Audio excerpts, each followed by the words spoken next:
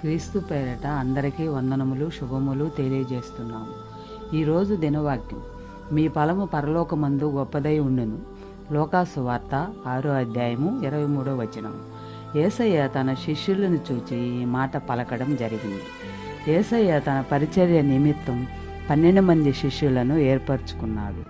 యేసయ్య నన్ను వెంబడించమని తన శిష్యులలో అన్నప్పుడు వాళ్ళు కూడా కుటుంబాలను వదిలేసుకుని వాళ్ళ గురించి ఏమీ ఆలోచించకుండా వాళ్ళ జీవితాలను యేసయ్య కోసం సమర్పించుకున్నారు.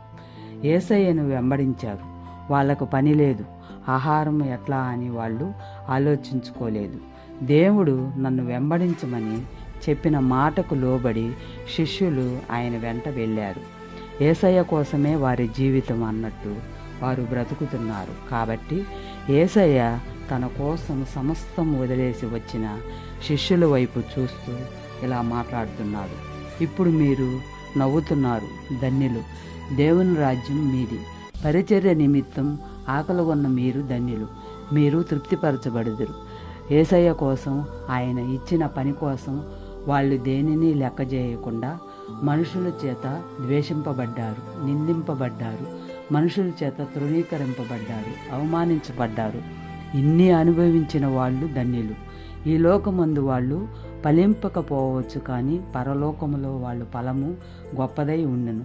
అక్కడ వాళ్లకు దేవుడు జీవ కిరీటం ధరింపజేస్తాడు. పరలోకములో యేసయ్య కుడిపారిశ్రమన కూర్చునే గొప్ప ఫలాన్ని వాళ్ళు పొందుకున్నారు. మనం కూడా శిష్యులు మాదిరిగా యేసయ్య కోసం మన జీవితాలను సమర్పించుకునే వారిగా ఉండాలి. ఆయన మనకు ఇచ్చిన పనిని పూర్తి చేసే వారముగా ఉండాలి. మన జీవితమే యేసయ్య కోసం బతకాలి.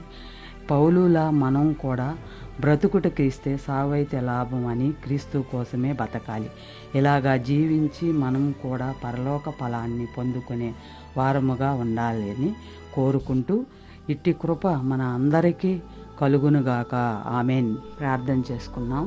జీవముగల దేవ, మహిమగల దేవ, మహోన్నతుడ, మీ ఘనమైన నామమునకు లెక్కించలేని స్తుతులు స్తోత్రములు. గడిచిన దినమంతయు మీ కృపలో కాచి కాపాడినందుకు కృతజ్ఞత స్తుతులయ్యా. ఈ దినమున వాక్యము ద్వారా మాతో మాట్లాడినందుకు వందనాలు. ప్రభువా దేవా, మీకోసమే బ్రతికే వారముగా, మీ పరలోక ఫలాన్ని పొందుకునే వారముగా ఉండేలా కృప చూపించండి తండ్రి. మీకు స్తోత్రములు. సమస్త ప్రజలందరినీ ఈ ప్రార్థనలో ఏకీభవిస్తున్న ప్రతి ఒక్కరిని దీవించి ఆశీర్వదించమని యేసయ్య అతి పరిశుద్ధ నామములో అడిగి వేడుకొనుచున్నాము తండ్రి. ఆమెన్. అందరికీ వందనములు.